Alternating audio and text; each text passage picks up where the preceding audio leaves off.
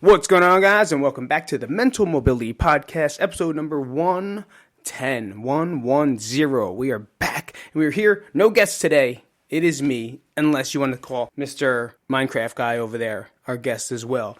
But for the most part, what we're going to do is give you a little bit of an update. How am I doing? What's going on? It's been almost 2 years now that I've been here in Las Vegas, and a lot of things have changed, and a lot of things are different. So, on the Mental Mobility Podcast, we're going to talk about things especially like letting go of the past, and you are not who you were. That's kind of the topics that I'm going to talk about today and discuss today, as that's pretty much how presently things are going for me. Not only that, we're going to talk about being off meds. It sounds like a lot, but it's only going to be 20 minutes long. So if you got the time, and when you get the time, make sure you guys subscribe to the podcast, get to it, and we'll be right back for episode number 110 of the Mental Mobility Podcast with Pete. Here we go. Before we start, I want to shout out always my Patreons, the people that support the channel, that probably don't even know that they're supporting as much as they do, but they are helping me develop new stuff, get new equipment, help me keep this podcast alive, and I do appreciate the Patreons for coming out. Number 2, there is a dude named Gianluca, and if he's listening, I want to say thank you for listening to the podcast. He's a guy at the gym, at the jiu-jitsu gym, that was just very nice to me off the bat. He's a very nice man, very good personality, but I want to say congratulations to you, because he's going to have a baby in 2 weeks, guys. So if I have a clap noise, we'll do a little clap noise for him. Sha, sha. Now, he seems like he's Italian. I think he's Italian because he sounds Italian, not like New Jersey Italian. Okay, there's a big difference between New Jersey, New Jersey Italian and Italian Italians. Like, there's a different, like, I have a friend, right? My best friend, one of my best friends. He's Italian, and he says he's Italian. He thinks he's Italian, but he's never been to Italy. So think about this. There's a lot of Italians, New Jersey Italians. Look, that keep doing this, but they've never been to Italy. So are you really Italian, or are you just a figment of an imaginary person that was made up by your parents to be Italian? Is pizza on Fridays a thing? Is it really? Does chicken parm count? I have a lot of questions, because I think I'm more Italian than some of the people in New Jersey that are Italian, because I worked for Italians, I cooked for Italians, I've slaved for Italians for many, many years. Slave didn't sound good, did it? Nah, slave is probably a rough word, but I did, because I was 17 years old till 30, working in an Italian restaurant, learning from real Italians, real fresh off the boat Italians, on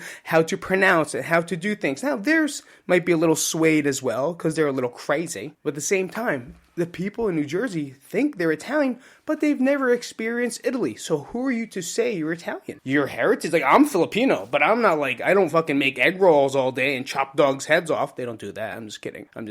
I don't walk around playing basketball in my flip-flops, because I don't play basketball. At the same time, those are New Jersey Italians, and then this guy's Italian. He's cultural. Yeah, he likes soccer. He has the frame of Italian. His features are Italian. He speaks 75 different languages, I think. I don't know how he does it, but he does. Anyway, I'm really going deep into Gianluca's repertoire of being Italian. But anyway, congratulations to you, because you're having a baby, and there's nothing, and it's hard to say that to someone that never has had a baby, or people that are listening that don't have kids. Like, it's a great thing. So congratulations to you, my man, and all the blessings in the world. So now that we're talking about, let's get to the podcast. We're going to talk about pretty much like what I was just talking about, like the past, like my friends and where I used to be and how I used to do things. And Crank, right? I'm wearing a Crank shirt. Look, Crank Brooklyn up in the house, right? I miss the gym. I do. I miss the people. I do. But what am I going to do? Miss you guys for the rest of my fucking life? No, it's time that we have to move. It's time that I have to move on. Not saying I'm not going to talk to you. Not saying that I'm going to ignore you.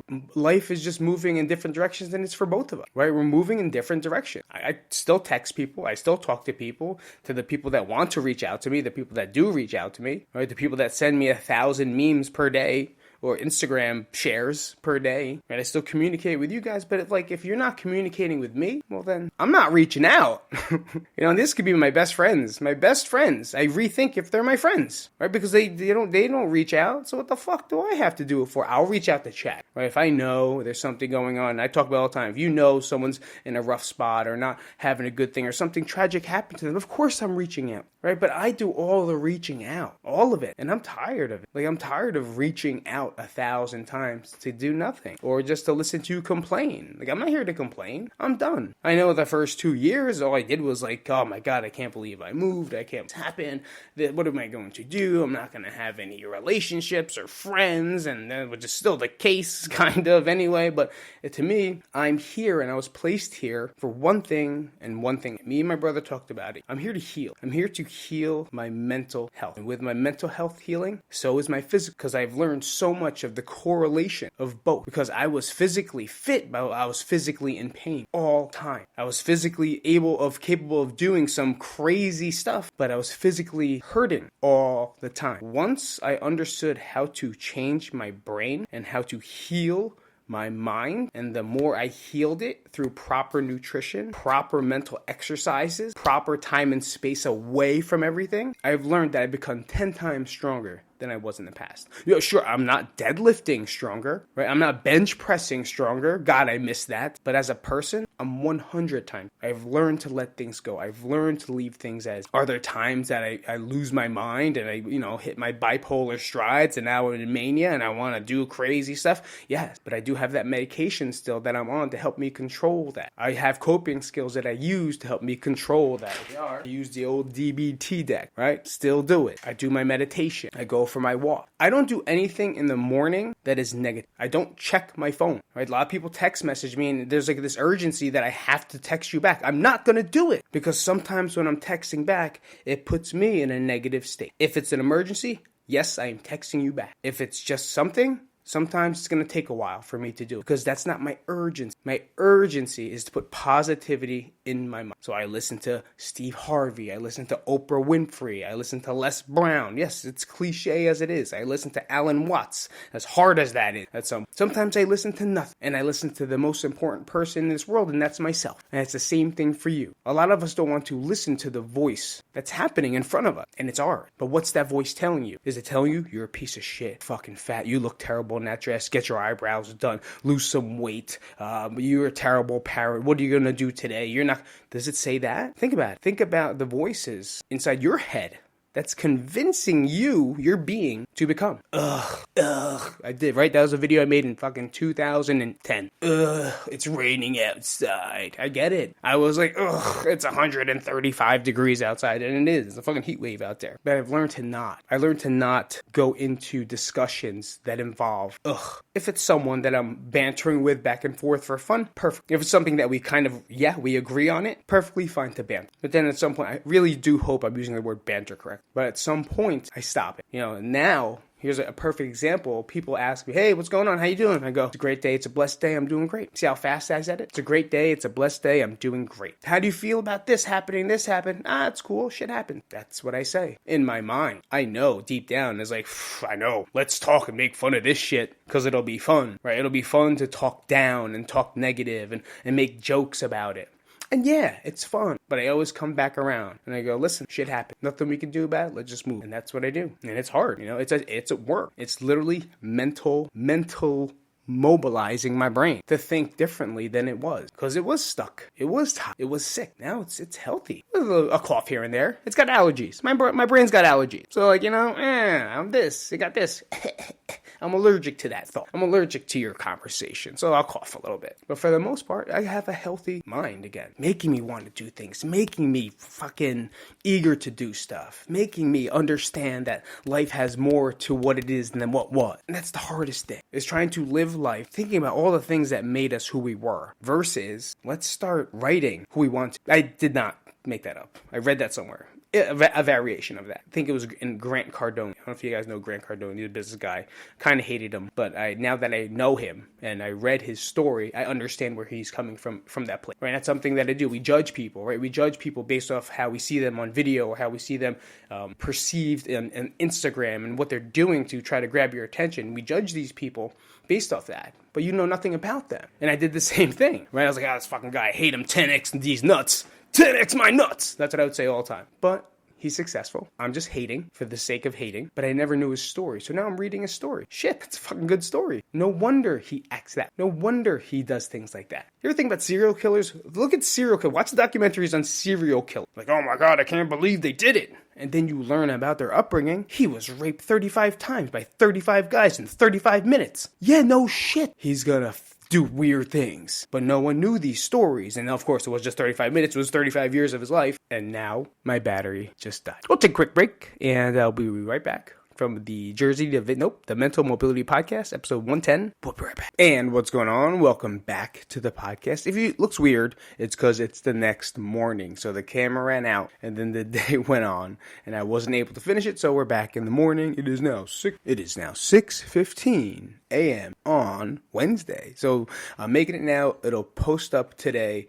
Thank you guys for your patience. Thank you for understanding. Not that you know or care, but it might look a little different, like the sun is now glaring over there. My face might look a little wrinkled-dinkled like a raisin. But let's get back to what we're talking about, and that's really talking about living in the past and moving through that. But there's one quote that I wrote reading. What was I reading? I was reading something, and I put care, give, love, right? And a lot of people say, makes you care, makes you give, makes you love, give, care, love. But it's always to other, right? To me, I was like, why isn't this quote or 3 words directed to myself? Why don't I care for myself? Why don't I give to myself? Why don't I love myself? It's weird that I can give those 3 things to other people immediately, but when it comes to me, I have trouble doing it. And that's something in the past that I've always done, not to myself, but to other, over and over and over again. And is that a bad thing? Not one bit. But just like the yin and yang, is that what yin or yang? I think it's yin. Yin and yang, or the balance, life balance structure. I should love myself as much as I love other people. I should give to myself as much as I give to other people, right? There has to be a balance there, but I gave 100% to everyone else, and I cared 100% about everyone else, and I loved everyone else 100%. And to me, I cut myself, I burn myself, I hurt myself, I smash myself, I tell myself terrible things. How many times in the morning do you wake up and just say terrible things about yourself? You know, I just said it now, right? My wrinkly face. Think about it. It's like it was a joke intended to be a joke, but it's something in my subconscious mind that automatically says so to get a laugh. And that's comedy in its own way, self-deprecating humor, right? And it's fun, but at the same time, it still does mean something. So if I do say something like that, what do I say back to myself? That might be a little better. God damn, you are one handsome Filipino. And I can say it, but do I believe it? I think I believe the wrinkles more than I do the handsome. It's very interesting. You know, so for letting go of that past thought or past pattern takes a lot of work. And when we went away, if you don't know, we went away to California. First time I ever drove to California. And we went about 3 hours away from here near Joshua Tree, which is some national park where people go hiking. And I didn't go hiking. I just stayed inside.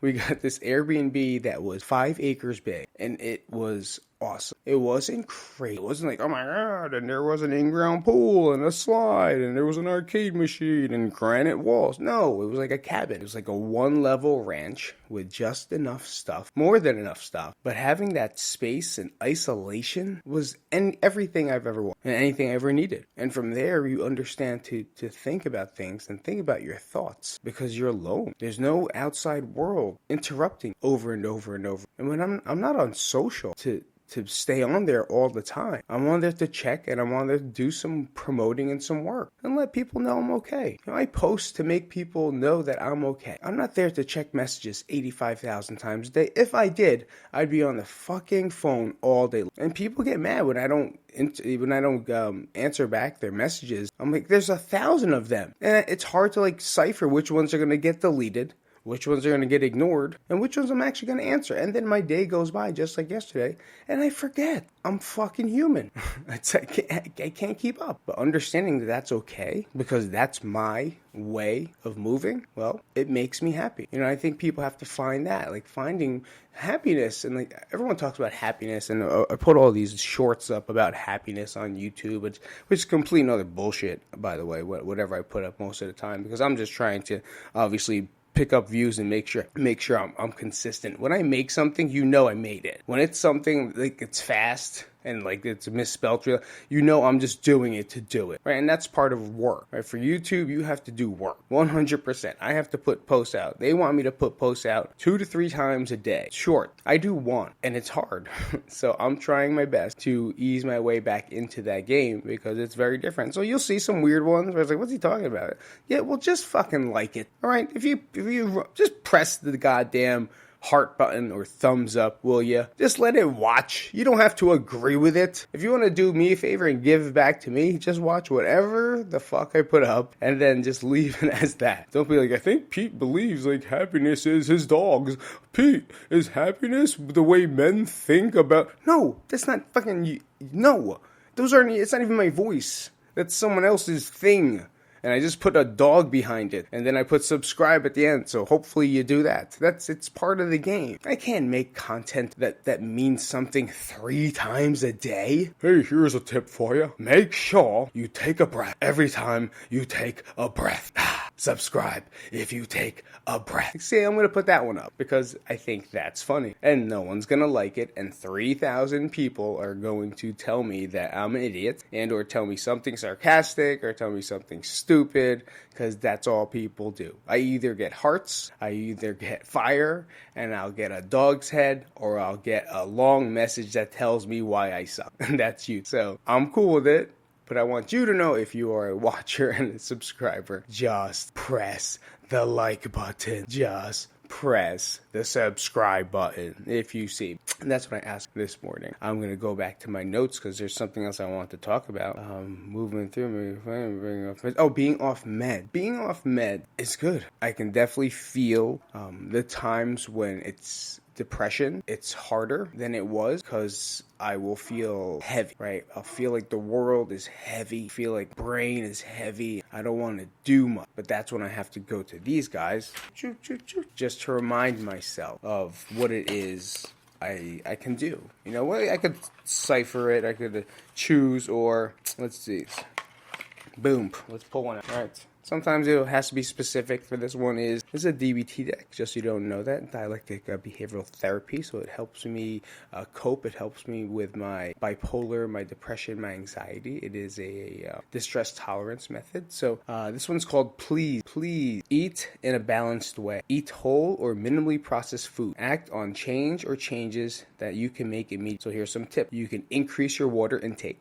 Cut down on foods with little or no nutritional value, which is like potato chip, soda. We all know what has no nutritional value versus nutritional value. Just walk on the outside of the supermarket, and those have nutritional value for the most part. And then when you walk through the aisles, those don't. There's a tip for you. Eat 1 additional fruit or veggie. 1 per day. Avoid foods with added sugar or that are prepared in unhealthy ways. That's pretty simple. Eat slowly and mindfully. Brainstorm other ideas to do now. So now, this is you take 5 minutes and you write down other ways that you can eat in a balanced way.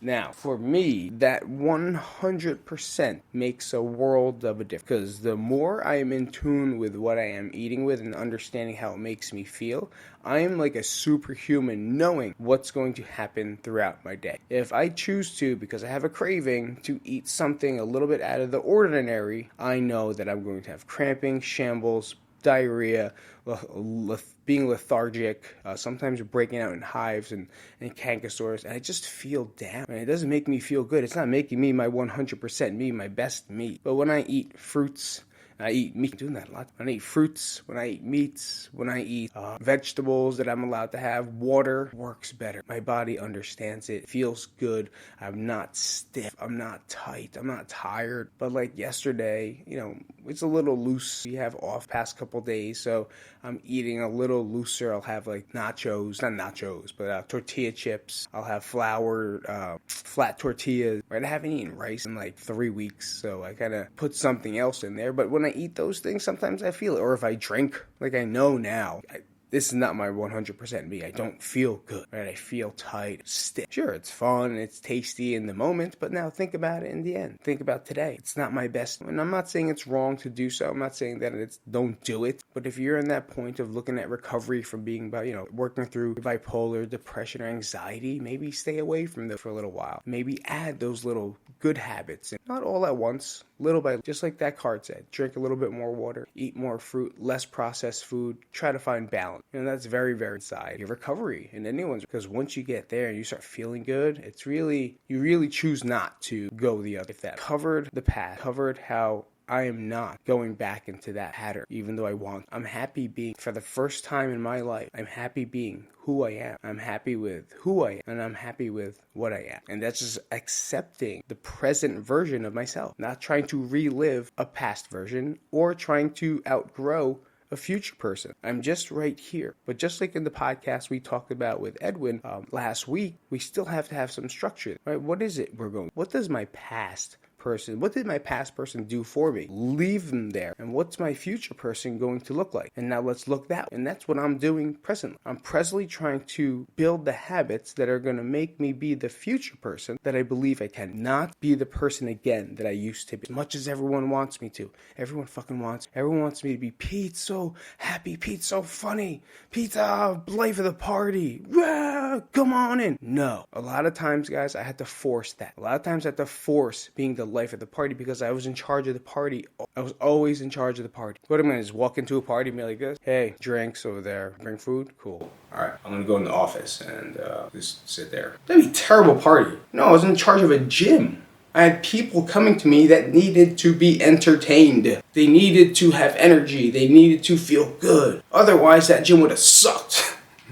It's not about me in the gym. It's about me giving to you in a way that's going to make you feel better. That's what we do. If anyone else thinks different, that's why your business stays closed. Because you're not doing things for the people. You're giving to yourself. This is my best workout. That's why it's got to be good. No. What are you doing in the room? What are you doing right now to stand out? And not a forced way. In a way that makes you unique. For me, I was able to do that. I was able to entertain people while giving them workouts that were terrible, but at the same time, workouts that were helpful. And that was my gift. But sometimes the gift drains you when you can't find the balance. And that's what I have trouble doing. So I learned from that past. Now I want to go to what I see for the future. What is my future right now? I don't know. All I do know is that my kids and my wife are in it. That's it. I got family there. That's what's most important. And the reason that I'm stuck here in the present, I'm not stuck here. The reason I'm here in the present is because I'm here to heal myself. I have to heal myself so I can further help the ones in the future. And I'll see you guys later. Thank you guys for coming out. Thank you for watching. Subscribe, share, let people know, clip it, remix it, do whatever you can. And we'll talk to you guys next week. This is Pete from the Mental Mobility Podcast with a Dry Ass Mouth, episode number 110. We'll see you guys later. Peace out, Cub Scouts. The audio definitely died on that one.